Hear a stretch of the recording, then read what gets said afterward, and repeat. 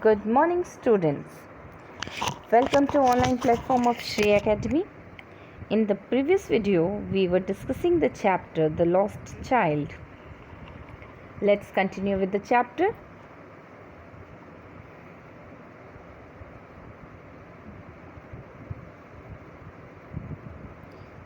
So,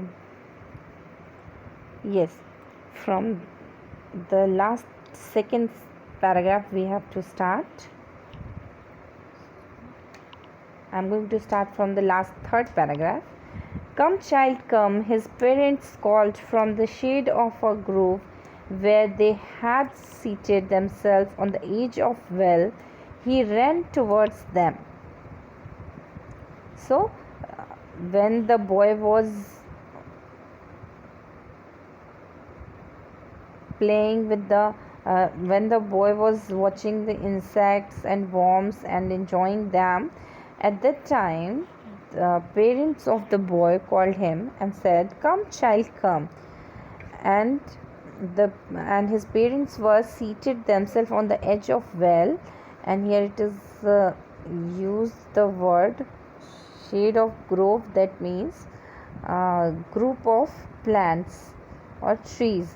So there were many trees over there, and seated themselves on the edge of the well. He ran towards them. Then when his parents called him, he ran towards them. A shower of young flowers fell upon the child as he entered the grove, and forgetting his parents, he began to gather the raining petals in his hands. But lo, he heard the cooing of dove and ran towards his parents, shouting, "The dove, the dove!" The raining petals dropped from his forgotten hands. So, what happened to the boy? When the boy in the story, we have seen that boy was again and again distracted from following his parents. So after that, when he entered in the grove, that means the place where the number of plants were grown over there. So when he entered the grove, there was a rain of flower petals, that means flower petals were falling from the trees, and he was very much happy to see that, and he began to gather the raining petals in his hand. And when the petals were raining from the trees, the boy used to collect all those petals from the ground. But lo, he heard the cooing of doves. Doves are a kind of bird like pigeons, but they are white in color. So the boy, while collecting the petals in his hand, he heard the cooing sound of dove, and he ran towards his parents, and he ran towards his parents, and he shouted, "The dove, the dove!" The raining petals dropped from his forgotten hand, and when he heard the voice of the dove, he ran towards his parents and he started shouting, "The dove, the dove!" And he forgotten that he had something in his hands, and all those petals he collected were fallen from his hand. He forgotten that he had something in his hands, and he was that much engaged with the sound of dove that he left all the leaves from his hand. "Come, child, come," they called to the child, who had now gone running in wild caper round the banyan tree, and gathering him up, they took a narrow winding footpath which led to the fair through the mustard field.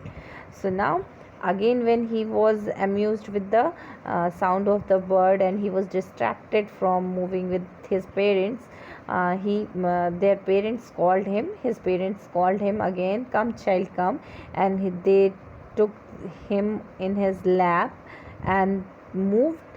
He was sorry, and now while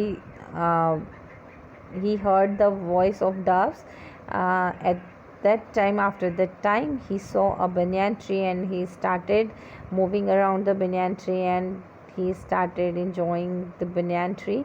And his parents gathered him up, that means they took him in his lap and uh, started moving through footpath which led them to the fair through the mustard field. So it means that after passing from the mustard field, they went to the fair.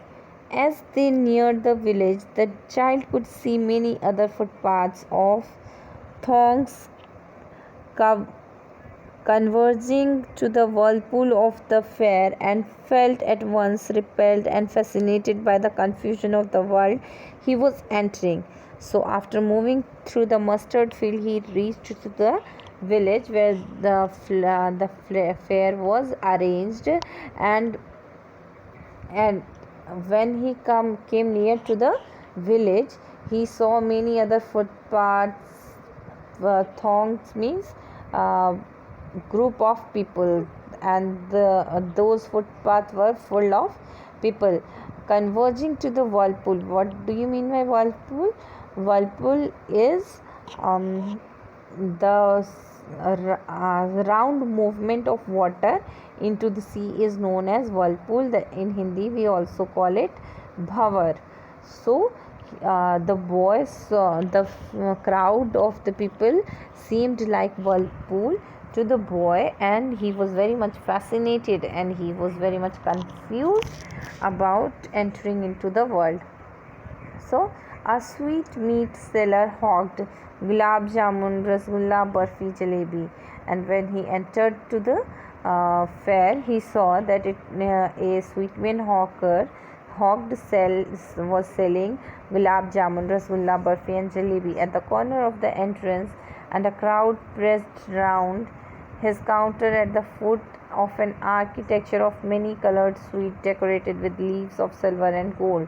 The child stared open-eyed, and his mouth watered for the burfi that was his favorite sweet. "I want that burfi," he slowly murmured.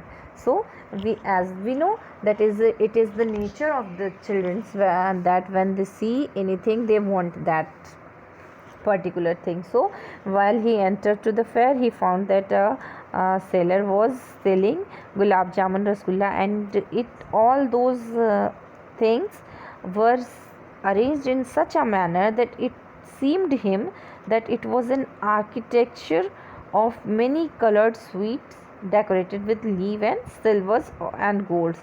Architecture means design of buildings. So it seemed like designs of building to the boy. So now when he saw the sweets in the shop, he wanted to have them, and his mouth was watered, and he wanted burfi. So "I want that burfi," he slowly murmured. So the boy slowly said to his parents that he want that burfi, but he half knew as he begged that his plea would not be heeded, because his parents would say he was greedy. So here the poet is saying, the boy, when the boy murmured that he want burfi, he was knowing somewhere in his heart that whatever he is begging, his plea means please.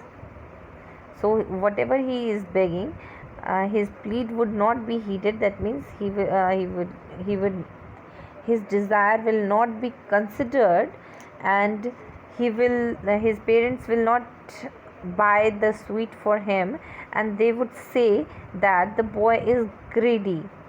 So without waiting for an answer, he moved on, and while he murmured, he asked for the sweet. He even did not waited to his parents to answer for, and he walked with them. A flower seller hawked a garland of gulmohar, a garland of gulmohar. The child seemed irresistibly drawn. He went towards the basket where the flowers lay heaped, and half murmured, "I want that garland." But he well knew his parents would refused to buy him those flowers because they would say that they were cheap. So without waiting for an answer, he moved on. So now when he was passing through the sweet shop, he came to flower seller, and he was saying that a garland of garland is a necklace of flower. So it was gulmohar is a kind of flower, so it was a necklace made of gulmohar. So the boy saw the gulmohar and he was irresistibly drawn, that means he was carried away by the beauty of the garland of gulmohar. He went towards the basket of the flowers and lay heaped and half murmured, and he just went to the basket of the gulmohar and he murmured, that means he asked his parents again that he want those flowers, but he well knew that his parents would refuse his this demand also, and they will not buy the flowers for him, and they will surely say that these flowers are very cheap, that means they are not good, they are not good to buy. So without waiting for an answer, he moved on.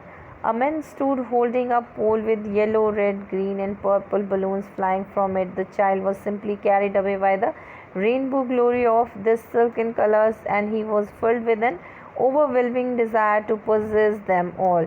But he well knew his parents would never buy him a balloon because they would say he was too old to play with such toys. So he walked on further. So here it is mentioned that when the boy passed from the flower seller, then he reached to the man who was holding a pole, and he was selling balloons. They were of yellow, red, green, and purple colors, and they were flying in the air, and the child was simply carried away by the beauty of the glory, that means by the beauty of the means they were of the balloons were of different color, and those colors seemed him like the rainbow, and these were very bright and very good colors. So he was carried away by the beauty of the balloons, and he wanted them that balloons for himself. So he asked and while he was having desire to have that balloon with him, he well knew that his parents would never buy balloon for him because he was too old to play with such toys. So without waiting for an answer, he walked again with his parents. A snake charmer stood playing a flute to a snake which coiled itself in a basket, its head raised in a graceful bend like the neck of swan, while the music stole into its invisible ears like the gentle rippling of an invisible waterfall. The child went towards the snake charmer, but knowing his parents had forbidden him to hear such coarse music as the snake charmer played, he proceeded further. So while moving through the balloon sailor, he reached to the snake charmer, and there he was again attracted by the snake charmer, and he was watching the snake charmer playing the flute, and the snake was swan while the music was played, and snake was hearing the sound of the flute with his invisible ears. And then he recalled that his parents has asked him not to hear such course of music, so again he proceeded further, that means he went further. Okay students, for today it is enough. In the next video we will continue the remaining part of the story. If anyone have any doubt in any part of the story, you can call and ask me. Thank you.